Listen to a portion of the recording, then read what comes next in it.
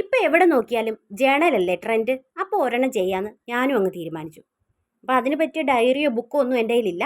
ഈ ഒരു ലെറ്റർ പാഡാട്ടോ എൻ്റെ കയ്യിലുള്ളത്. അപ്പോൾ ഇതിനകത്ത് ചെയ്തെടുക്കാൻ പറ്റുന്ന രീതിയിൽ നമുക്ക് ചെയ്യാമെന്ന് വിചാരിച്ചിട്ടാണ്. അപ്പോൾ അതിന് സെൻറ്ററിൽ കോട്ട് എഴുതാൻ വേണ്ടിയിട്ട് ഒരു ലൈൻസ് ഇട്ട ഒരു പേപ്പർ ഞാൻ ചെറുതായിട്ട് കട്ട് ചെയ്തെടുത്തിട്ടുണ്ട്. ഇതിൻ്റെ സൈഡൊക്കെ കണ്ടോ കർവ് പോലെ ഇരിക്കുന്നത്. അത് ഞാൻ ഇതാണ്ട് ഈ സിസേഴ്സ് ഉപയോഗിച്ച് ചെയ്താണേ.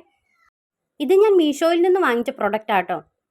അത്ര മോശം പ്രൊഡക്റ്റ് ഒന്നുമല്ല, ഒരു ആവറേജ്, നമുക്ക് വലിയ കുഴപ്പമില്ലാതെ ഉപയോഗിക്കാൻ പറ്റും കേട്ടോ. പിന്നെ ഇത് വന്നിട്ട് മാർക്കർ സ്റ്റാമ്പറാണ് കേട്ടോ. നമുക്ക് ഇഷ്ടമുള്ള ഡിസൈൻ ചെയ്തെടുക്കാൻ വേണ്ടിയിട്ടുള്ള ടൈപ്പ് പെന്നില്ലേ, അതാണ് കേട്ടോ ഇത്. ഇതിനകത്ത് ഈ ഒരു മൂന്ന് ടൈപ്പ് എൻ്റെ കയ്യിലുള്ളൂ. ഇത് വന്നിട്ട് ഈ യെല്ലോ കളർ വന്നിട്ട് ഒരു ഫ്ലവർ ഷേപ്പ് വരുന്ന ടൈപ്പും, റെഡ് എന്ന് പറയുമ്പോൾ ഓൾവേസ് നമുക്ക് എന്താ ഹേർട്ട്, അതല്ലേ ഓർമ്മ വരും, ആ ഹേർട്ട് ഷേപ്പിലുള്ളതും. പിന്നെ ഗ്രീൻ കളർ വന്നിട്ട് സ്റ്റാർ ഷേപ്പ്, അങ്ങനെയാണ് കേട്ടോ നമുക്ക് കിട്ടുന്നത്. അപ്പോൾ ഈ ലെറ്റർ പാഡിൻ്റെ മേളിൽ ഞാനിങ്ങനെ കുറച്ച് കർവ് പോലെ ഇട്ട് കൊടുത്തിട്ട് സൈഡിൽ രണ്ടിടത്തും ഈ ഒരു ബോർഡർ പോലെ കൊടുത്തിട്ടുണ്ട് ചെറുതായിട്ട്. പെൻസിൽ കൊണ്ടൊന്ന് മാർക്ക് ചെയ്തെടുത്താൽ കേട്ടോ അത്. എന്നിട്ട് നമുക്കിത് സ്കെച്ച് പെന്നോ അല്ലെങ്കിൽ മാർക്കർ പെന്നോ എന്തെങ്കിലും ഉപയോഗിച്ച് ഇതാണ്ട് ഇതുപോലെ ഒന്ന് കുറച്ച് ഡാർക്ക് ആക്കി എടുക്കണം.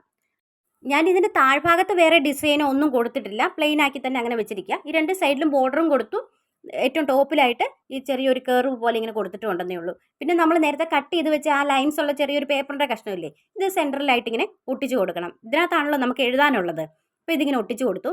ഇതിൻ്റെ മേളിൽ ഇത് കണ്ട, ആ കെർവിൻ്റെ ഈ മേളിൽ അവിടുന്ന് താഴോട്ടായിട്ട് ഞാൻ കുറച്ച് ലൈൻസ് ഇങ്ങനെ ഇട്ട് കൊടുത്തിട്ടുണ്ട്. അതായത് സെൻറ്ററിലോട്ട് വരുമ്പോൾ ലെങ്ത്ത് കൂടിയിട്ട് സൈഡിലോട്ട് ഇങ്ങനെ പോകുന്തോറും ലെങ്ത്ത് കുറഞ്ഞ് വരുന്ന ടൈപ്പിൽ കുറച്ച് ലൈൻസ് ഞാൻ ഇട്ട് കൊടുത്തിട്ടുണ്ട്. ഈ ലൈൻസിൻ്റെ ഈ അറ്റത്തായിട്ട് നമുക്ക്, ഞാൻ നേരത്തെ കാണിച്ചില്ല സ്റ്റാമ്പർ, അത് അതിനകത്ത് ആ ഹേർട്ട് ഷേപ്പ് ഉള്ളത് വെച്ചിട്ട് നമ്മളിങ്ങനെ ഓരോ ഹേർട്ടും ഇങ്ങനെ ആ ഓരോ ലൈനിൻ്റെ താഴെയായിട്ട് നമ്മളിങ്ങനെ ചെയ്ത് കൊടുക്കുക. അപ്പോൾ ഇങ്ങനെ ഈ ലൈനിൽ ഇങ്ങനെ ഹേർട്ട് തൂങ്ങിക്കിടക്കുന്ന പോലെ ഒരു ഫീൽ കിട്ടാൻ വേണ്ടിയിട്ടാട്ടോ ഞാൻ അങ്ങനെ ചെയ്തത്. ഇതാണ്ട് ഇത് കംപ്ലീറ്റ് ചെയ്തിട്ടുണ്ട് അങ്ങനെ.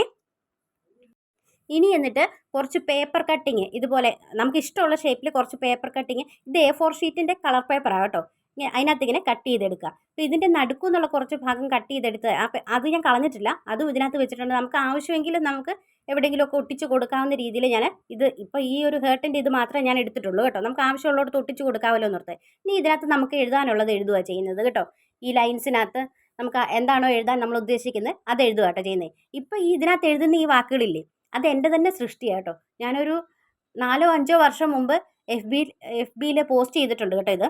അതുകൊണ്ടാണ് ഇത്ര ധൈര്യത്തിൽ ഇതിനകത്ത് ഞാൻ എടുത്ത് എഴുതുന്നത് കേട്ടോ.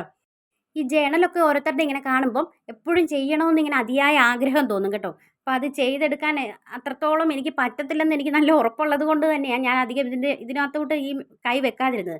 പക്ഷേ എല്ലാവരുടെ കയ്യിലും എല്ലാവരുടെയും ഇതിനകത്തും ഇങ്ങനെ കാണുമ്പം അത് ചെയ്യണം എന്നൊരു തോന്നലങ്ങ് വല്ലാത്തൊരു ആഗ്രഹം വന്നതുകൊണ്ടാണ് ഇപ്പോൾ എന്നെക്കൊണ്ട് പറ്റുന്ന രീതിയിൽ ചെറിയ രീതിയിൽ ഇതിനകത്ത് ചെയ്തത് കേട്ടോ.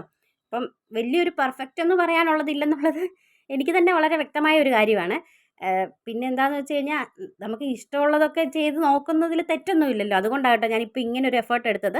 അപ്പം ഞാൻ പറഞ്ഞില്ലേ, ഇത് എൻ്റെ തന്നെ സൃഷ്ടി ആയതുകൊണ്ടാണ് ഞാനിത് ഇതിനകത്ത് ധൈര്യമായിട്ട് എഴുതുന്നതെന്ന്. അതുകൊണ്ട് തന്നെയാണ് ഇതിൻ്റെ അടിയിൽ ഞാൻ ആ പവീസ് വേൾഡ് എന്നുള്ള നമ്മുടെ ചാനലിൻ്റെ പേരും കൊടുത്തത് കേട്ടോ.